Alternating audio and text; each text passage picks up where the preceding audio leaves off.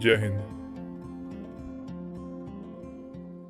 अध्याय 16 भाषा शैली की पद्धति। भाषण प्रस्तुत करने के 4 आधारभूत तरीके होते हैं। इसके अलावा बाकी तरीके इन 4 आधारभूत तरीकों को तोड़ मरोड़ कर विकसित किए गए हैं। पहले से तैयार किए गए लेख को पढ़ना, लेख को याद कर भाव को व्यक्त करना, छोटी छोटी टिप्पणियों की मदद से पढ़ना और बिना तैयारी के भाषण देना। इनमें से किसी एक तरीके को श्रेष्ठ सिद्ध नहीं किया जा सकता। दरअसल इन तरीकों को मौके के आधार पर प्राथमिकता दी जाती है। किस मौके पर भाषण देने का कौन सा तरीका अपनाया जाए, यह निर्णय वक्ता पर छोड़ देना चाहिए। दर्शकों के स्वभाव के आधार पर भी इसका निर्णय लिया जा सकता है। इसके अलावा विषय, समय एवं तैयारी के अभाव के आधार पर भी भाषण के किसी एक तरीके को चुना जा सकता है। भाषण के तरीके से संबंधित निर्णय लेते वक्त खुद से एक बार साहस पूर्वक जरूर पूछें, जो बाकी लोग कर सकते हैं मैं उसे करने का प्रयत्न जरूर कर सकता हूं। साहसी और सकारात्मक व्यक्तित्व को जीत मिलती है, जबकि डरपोक को हार का मुंह देखना पड़ता है। साहस एवं प्रयत्न से रास्तों की बाधाओं पर विजय हासिल की जा सकती है। लेख को पढ़ना। सार्वजनिक तौर पर बोलने की कला सिखाने वाली किताबों के मुताबिक लेख पढ़कर भाषण देने वाले वक्ता को भगवान से पाप की क्षमा जरूर मांगनी चाहिए। जितना चाहे खुद को उतना धोखा दे सकते हैं, पर याद रखें, दर्शकों के समक्ष पढ़ने को भाषण नहीं माना जा सकता। निसंदेह कुछ विशेष मौकों पर लेख पढ़े जाते हैं, जैसे संसद की कार्रवाई का उद्घाटन, किसी विचारात्मक संस्था के समक्ष कटु प्रश्न उठाना, किसी ऐतिहासिक घटना का कीर्ति वर्णन। ऐसे मौकों पर वक्ता की प्रतिभा के अलावा घटना विशेष का महत्व और प्रस्तुतिकरण का अंदाज भी अहम भूमिका अदा करता है। ऐसे व्याख्यान की भाषा इतनी सटीक एवं स्पष्ट होनी चाहिए कि एक भी शब्द के अर्थ पर उलझन न पैदा हो। ऐसे मौकों पर वाक्पटुता को सैर पर निकल जाना चाहिए। निसंदेह इस प्रकार के लिखित भाषण बेहद लंबे व नीरस होते हैं और दर्शक निराशापूर्ण ढंग से सब्र के इम्तिहान के लिए बैठ जाते हैं, बस इस उम्मीद के साथ कि भाषण उनके सब्र की सीमा से लंबा ना हो। इन भाषणों में मौजूद सुनहरे शब्दों और महत्वपूर्ण विचारों से भी दर्शक का उत्साह नहीं बढ़ता है। ऐसे महान मौकों की सबसे बड़ी विडंबना ये है कि लेख तैयार करने वाले लेखक का चयन योग्यता के आधार पर नहीं किया जाता। लेखक या तो किसी महान क्रांतिकारी का पोता होता है, या संसद में किसी दल का प्रतिनिधित्व करने वाला नेता, या फिर कोई ऐसा व्यक्ति जिसे हाल ही में जनता ने नायक बना दिया हो। दर्शकों को किसी महान छवि के व्यक्ति को देखना अच्छा लगता है। ऐसे व्यक्ति की छवि से प्रभावित दर्शक बड़े ध्यान और अदब से भाषण सुनते हैं, शायद रुचि से भी, चाहे भाषण लिखित विचारों के आसपास ही क्यों न मंडराता रहा हो। लेकिन सवाल यह है कि क्या कागजों को अलग अलग रखकर ऐसे भाषणों को प्रभावशाली बनाया जा सकता है? भाषण देते वक्त लेख पढ़ने के पीछे केवल 4 कारण हो सकते हैं। 1, आलस्य सबसे आम कारण है। किसी ने सही कहा है कि ईश्वरीय शक्ति भी आलस्य से भरे व्यक्ति को काबिल नहीं बना सकती। 2, बेहद कमजोर याददाश्त। इस हद तक कमजोर कि उचित अभ्यास और भरसक प्रयत्न से भी काम न चले। लेकिन किसी व्यक्ति को ऐसा सोचने का अधिकार नहीं है कि याददाश्त इस हद तक कमजोर हो सकती है। दरअसल ऐसी सोच इच्छा शक्ति की कमी का परिणाम होती है। याददाश्त का कमजोर होना कारण नहीं हो सकता, बहाना जरूर हो सकता है। 3, भाषण तैयार करने और अभ्यास करने के लिए समय की असल कमी। वक्ता के सामने ऐसे कई चुनौतीपूर्ण क्षण आते हैं जब हकीकत में समय की कमी के चलते अभ्यास नहीं किया जा सकता। लेकिन याद रहे कि ऐसे मौके केवल विशेष परिस्थिति में ही आते हैं। भाषण से पहले अभ्यास का उचित समय मिलने से वक्ता की प्रस्तुति में 4 चांद लग जाते हैं। अतः विशेष परिस्थितियों में ही अचानक आए समय के दबाव को मानकर भाषण के लिए राजी होना चाहिए। 4, भाषण के महत्व और मौके की नजाकत को समझते हुए विचारों को दर्शकों के समक्ष रखने का दृढ़ निश्चय। लेकिन यदि भाषण के दौरान बोले जाने वाले हर शब्द का सटीक, मजे हुए अंदाज और विचारों का तर्क संगत होना संदेश से ज्यादा महत्व रखता है, तो क्या ऐसे मौके पर बिना तैयारी और अभ्यास के भाषण देना उचित होगा? संदेश में छुपे विचार की जगह व्याख्यान के अंदाज को महत्व देना न केवल सभा का अपमान है, बल्कि स्वयं ईश्वर के प्रति अशिष्टता भी है। दर्शकों के दिल तक पहुंचने के लिए भाषण का व्याख्यान धर्मोपदेश की तरह होना चाहिए। वास्तविक शक्ति और उत्साह के बिना भाषण का प्रभाव अधूरा रह जाता है। भाषण के एहसास को मारकर शब्दों को सामान्य तौर पर पढ़ना झाग निकले हुए सोडे के समान होता है। धर्मोपदेश देते वक्त उपदेशक की निगाहें केवल लेख पर टिकी होती हैं। ऐसे मौकों पर दर्शकों को वक्ता के हाव भाव का आनंद नहीं मिल पाता। क्या निरंतर संवाद पुस्तिका को देखकर संवाद बोलने वाले कलाकार का अभिनय लंबे समय तक देखा जा सकता है? कल्पना कीजिए कि सैनिकों को संबोधित करते वक्त नेपोलियन लगातार लेख की ओर देखकर पढ़ता रहे और ईसा मसीह बिना किसी भाव के धर्मोपदेश दें। दरअसल इन वक्ताओं की विषय पर पकड़ बेहद मजबूत थी। निरंतर अभ्यास से भाव गहरे और प्रभावशाली हो गए थे और भाषण देते वक्त किसी लेख की जरूरत नहीं पड़ती थी। अतः ये वक्ता दर्शकों पर गहरी छाप छोड़ने में कामयाब साबित होते थे। लेख पढ़कर भाषण देने की कला के कई सिद्धांत हो सकते हैं, लेकिन ऐसा कोई भी सिद्धांत भाषण को प्रभावशाली बनाने में कारगर साबित नहीं हो सकता। अतः लेख पढ़कर भाषण देने से बचना चाहिए। भाषण का लेख तैयार कर याददाश्त के मुताबिक व्याख्यान, ये विधि काफी हद तक प्रभावशाली भाषण प्रस्तुत करने में कारगर सिद्ध होती है। यदि वक्ता के पास समय की कमी नहीं है तो भाषण के विचार को मांझने, सटीक शब्द चुनने और भाषा शैली को सुधारने में कोई हर्ज नहीं है।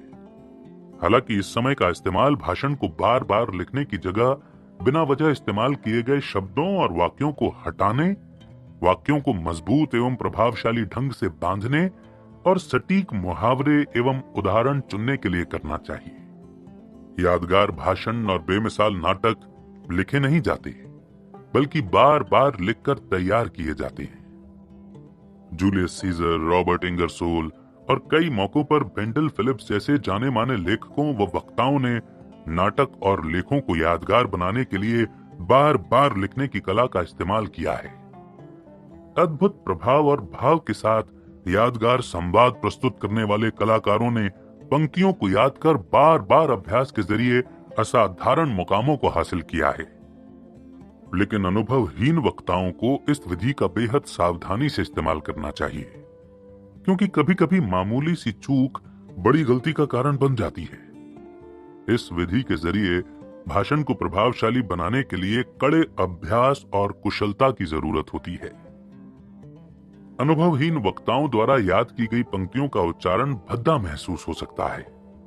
उदाहरण के लिए डिपार्टमेंटल स्टोर पर नए फर्नीचर या किसी और सामान के विषय में जानकारी देने वाले कर्मचारी द्वारा याद की गई पंक्तियों को सुनिए।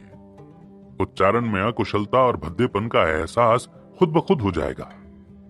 याद किए गए भाषण को प्रभावशाली ढंग से प्रस्तुत करने के लिए कड़े अभ्यास की आवश्यकता होती है।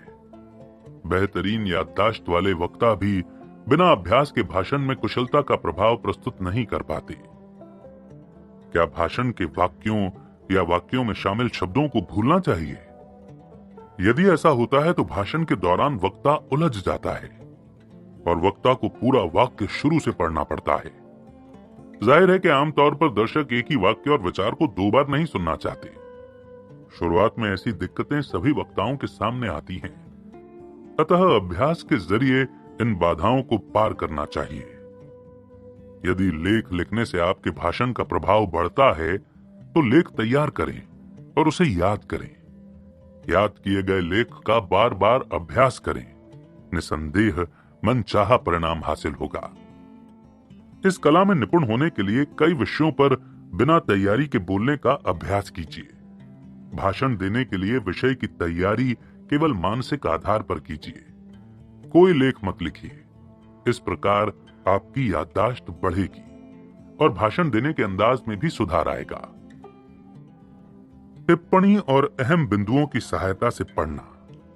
तीसरी और आखिरी विधि शुरुआती वक्ताओं के लिए न केवल बहुत प्रसिद्ध है बल्कि कारगर भी है।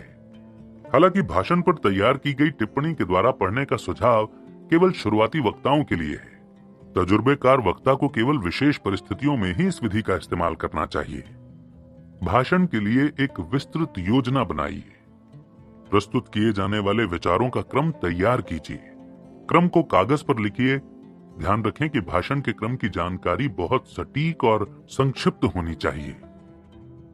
भाषण पर टिप्पणी तैयार करने के कुछ उदाहरण इस प्रकार हैं। 1. प्रस्तावना। किसी भी महान कार्य को अंजाम देने के लिए सावधानी बहुत महत्वपूर्ण होती है। 2. परिभाषा और उदाहरण। आम नजरिए के आधार पर उत्पन्न विचार और महान हस्तियों के जीवन से मिली प्रेरणा। 3. अन्य मानसिक शक्तियों से संबंध, कारण, कल्पना, याददाश्त और इच्छा। ध्यान आकर्षित करना, अस्वाभाविक तौर पर ध्यान आकर्षण। दूसरा, स्वाभाविक तौर पर ध्यान आकर्षण। 5वां, निष्कर्ष। अस्वाभाविक और स्वाभाविक ध्यान आकर्षण के परिणाम। इसी प्रकार कुछ और संक्षिप्त वर्णन के जरिए एक अभ्यस्त वक्ता ध्यान आकर्षित करने वाले विचारों को महत्वपूर्ण स्थान, विचार की गहराई को प्रभावशाली, मुख्य विचार को लाल स्याही से अंकित और टिप्पणी की मुख्य पंक्तियों के नीचे रेखा खींचकर महत्व देने योग्य बनाने जैसे कई तरीकों का इस्तेमाल कर सकता है। अंकित किए गए महत्वपूर्ण विचारों से संबंधित अभ्यास और तैयारी भाषण के दौरान स्वाभाविक रूप से प्रदर्शित हो जाती है। लेकिन एक अनुभवहीन और शुरुआती वक्ता के लिए सलाह है कि पूर्ण लेख तैयार करें। साथ ही ये भी सुझाव है कि पूर्ण लेख तैयार करने की आदत को धीरे धीरे लेख से संबंधित संक्षिप्त बिंदु लिखने में बदलना चाहिए। कुछ समय के लिए लेख के द्वारा पढ़ने की विधि आवश्यक होती है, लेकिन ज्यादा समय तक इस्तेमाल करने से यही विधि बुराई का रूप ले लेती है। अभ्यस्त वक्ता भी इस विधि का इस्तेमाल केवल विशेष परिस्थिति में ही करें। सुझाव है कि जहां तक हो सके लेख के द्वारा भाषण देने की परिस्थिति को टालना चाहिए। तात्कालिक भाषण। निश्चित रूप से बिना तैयारी भाषण देने की कला सर्वोपरि है। इस तरह के भाषण को जनता बहुत पसंद करती है और ये महान वक्ताओं का पसंदीदा अंदाज होता है। तात्कालिक भाषण को कई बार बिना तैयार किए गए भाषण के तौर पर समझा जाता है। वास्तव में आमतौर पर यह बिना तैयार किया गया भाषण होता भी है, लेकिन यहाँ तैयारी का मतलब विषय का ज्ञान न होने से नहीं है। इसके विपरीत तात्कालिक भाषण देने के लिए उन सभी तैयारियों का होना जरूरी है जो हमने तैयारी के जरिए बहाव अध्याय में पढ़ी थी। ऐसे मौके पर भाषण के मौके से मिली प्रेरणा, विचार और भाषा पर पकड़ के अभ्यास का इस्तेमाल करना चाहिए।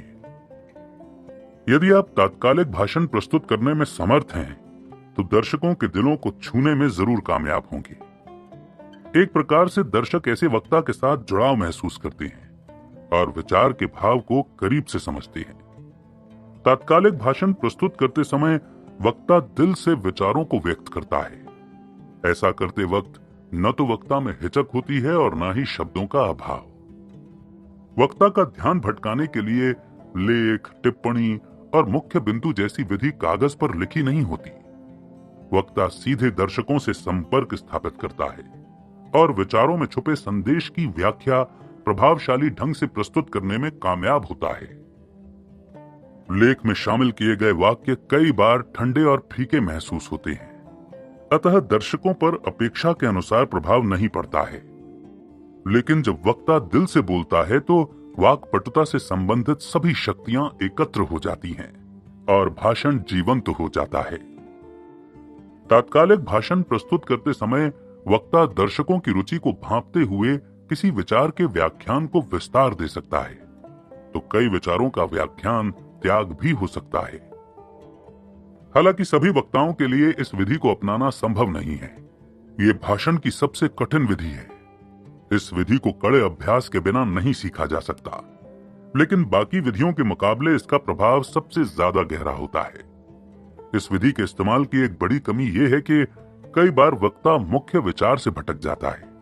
इस खतरे को टालने के लिए मानसिक तौर पर की गई तैयारी पर ही दृढ़ रहें। यदि भाषण के बीच भटकाव की स्थिति का एहसास हो तो याददाश्त में शामिल किसी उदाहरण या मुहावरे का प्रयोग करें और फिर सहजता से मुख्य विचार को प्रस्तुत करना शुरू करें। अभ्यास के लिए वाद विवाद करने वाली संस्थाओं के साथ जुड़ें, बात करें और बस बात ही करते रहें और ख्याल रहे कि तैयारी किए बिना तात्कालिक वाद विवाद करें। कई बार आपका उपहास जरूर होगा, लेकिन कामयाबी के लिए यह बलिदान ज्यादा बड़ा नहीं माना जा सकता। टिप्पणी और लेख से संबंधित मुख्य बिंदु बैसाखी की तरह कमजोरी का प्रतीक हैं। याद रखें कि वक्ता की सफलता दर्शकों की उम्मीद पर खरा उतरने से मिलती है। कोशिश करें कि कागज पर तैयारी की जगह मानसिक तौर पर तैयारी की जाए। व्याख्यान की संयुक्त विधि। भाषण की दूसरी विधि को कई महान वक्ताओं और हर दिन किसी नए विषय पर बोलने वाले वरिष्ठ अध्यापकों ने अपनाया है। हालांकि हर वक्ता ने इस विधि में अपनी सुविधा के अनुसार मामूली बदलाव जरूर किए हैं। ऐसे वक्ता तैयार किए गए भाषण को अच्छी तरह याद करते हैं, लेकिन सावधानी के लिए मुख्य बिंदु और भाषण के क्रम का संक्षिप्त लेख पुस्तक के पन्नों के बीच रख लेते हैं और पुस्तक के पन्नों को पलटते वक्त तैयार किए गए लेख पर सावधानी के लिए ध्यान देते रहते हैं। इस प्रकार वक्ता को भाषण में प्रवाह बनाए रखने में सहूलियत होती है। कुछ वक्ता भाषण के क्रम को कम महत्व देते हैं और केवल भाषण से संबंधित मुख्य विचारों पर लेख तैयार करते हैं। इसी प्रकार कुछ वक्ता भाषण के अहम विचार व संदेश पर विस्तृत लेख तैयार करते हैं और उस लेख का शब्द दर शब्द उच्चारण करते हैं। लेख में शामिल उदाहरणों और मुहावरों को भी कागज पर उतारा जा सकता है। कुछ वक्ता भाषण के अहम हिस्सों को लेख पढ़कर प्रस्तुत करते हैं और बाकी हिस्से को तात्कालिक तौर पर पेश करते हैं। इस विधि को भाषण की संयुक्त विधि कहा जाता है। आप भी मौके की नजाकत, विषय के महत्व और दर्शकों की उम्मीद के आधार पर इन विधियों का मिला जुला खाका उपयोग में ला सकते हैं। इस खाके का स्वरूप वक्ता के अंदाज और जरूरत पर निर्भर करता है।